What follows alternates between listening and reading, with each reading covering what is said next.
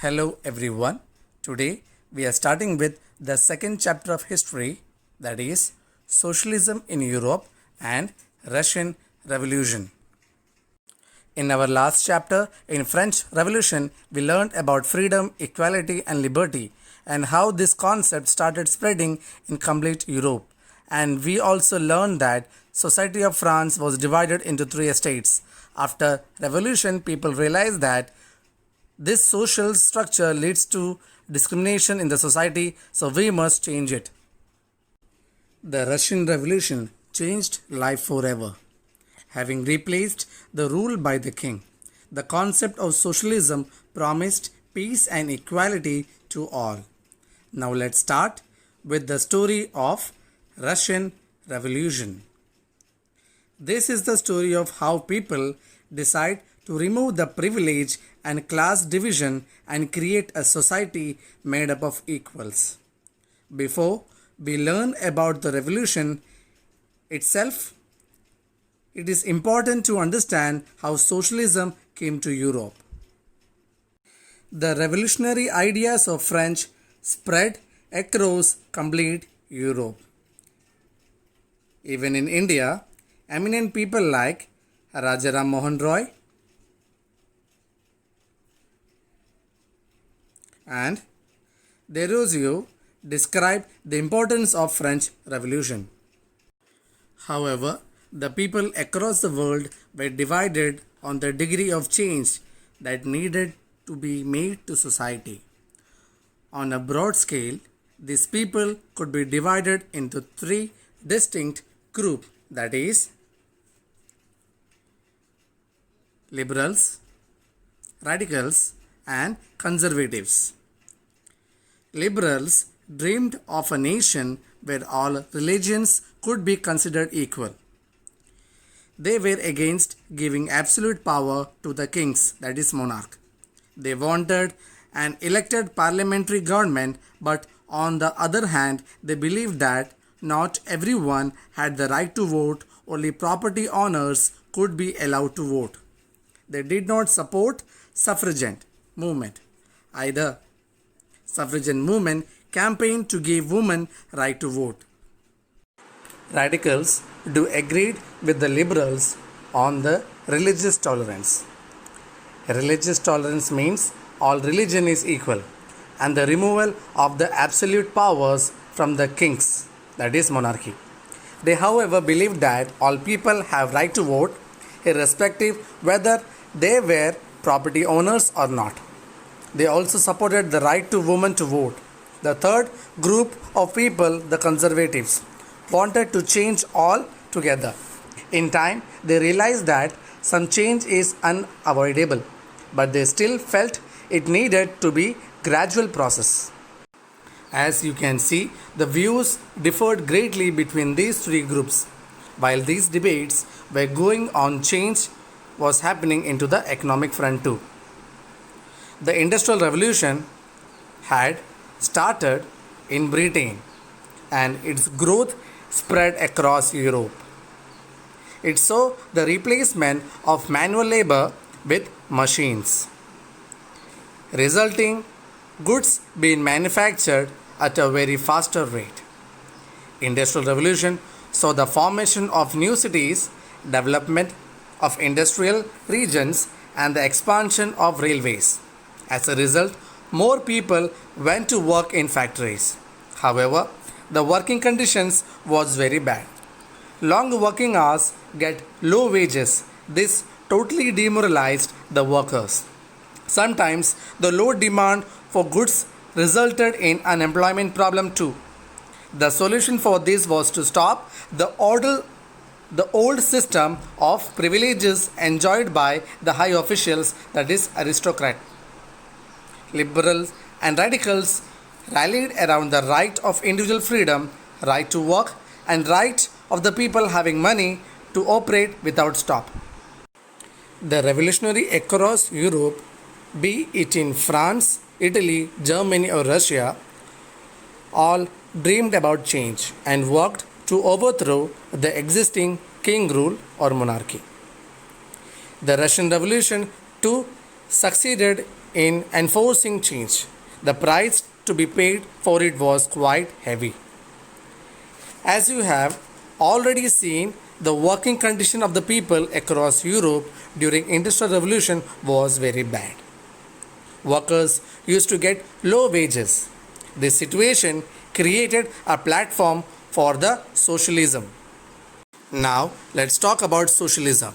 In this socialism, people were totally against private property because they believed that property was with only one individual and they provide jobs to other, but his main motive is to earn profit, that is money.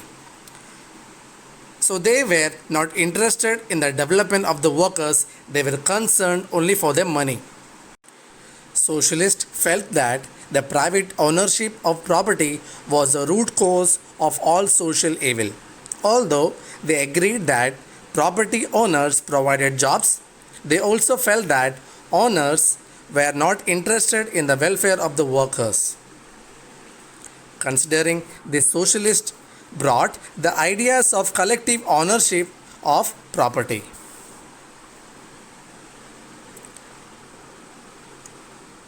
Some of the eminent socialist thinkers like Robert Owen, Louis Blanc, Karl Marx, and Friedrich Engels. Robert Owen believed in the idea of cooperatives and tried to build one in the city of Indiana, that is in USA.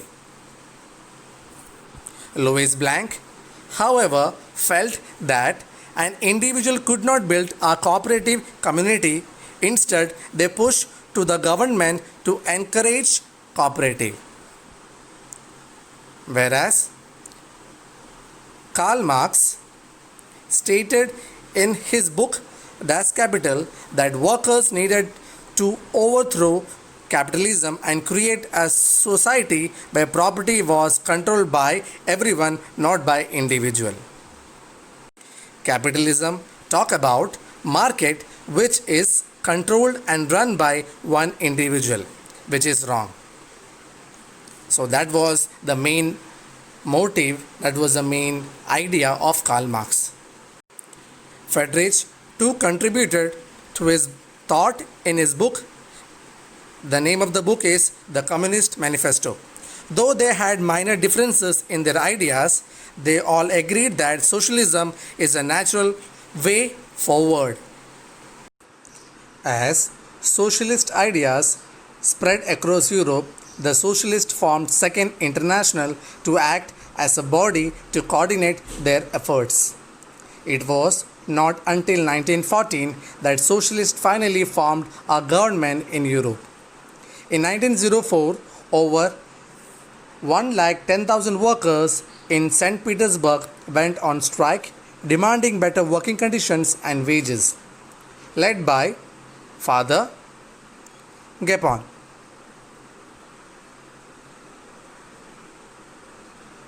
They marched to the Winter Palace, the home of Tsar Nicholas II. Tsar ordered his troops to attack the people. Over more than 100 were killed and many wounded. This incident were referred to as Bloody Sunday. This event is the part of Russian Revolution of 1905. So what led to revolt by the people? Russia during those days was under the control of King Tsar Nicholas II. He ruled a vast territories that included the current day territory such as Finland, Latvia, Lithuania, Estonia, parts of Poland, Ukraine and Belarus. Both St. Petersburg and Moscow were the prominent industrial areas of that time. Many of the industries were privately owned by the industrialists. So, although the government have rules regarding the minimum wages at limited working hours, in many factories and workshops. These rules were broken. This led to the dissatisfaction amongst the workers across Russia. Farmers too were unhappy. Comprising of 85% of the population, they earned their living through agriculture. However, they owned very little land. Majority of the land was owned by the nobilities, like Tsar Nicholas and the Orthodox Church.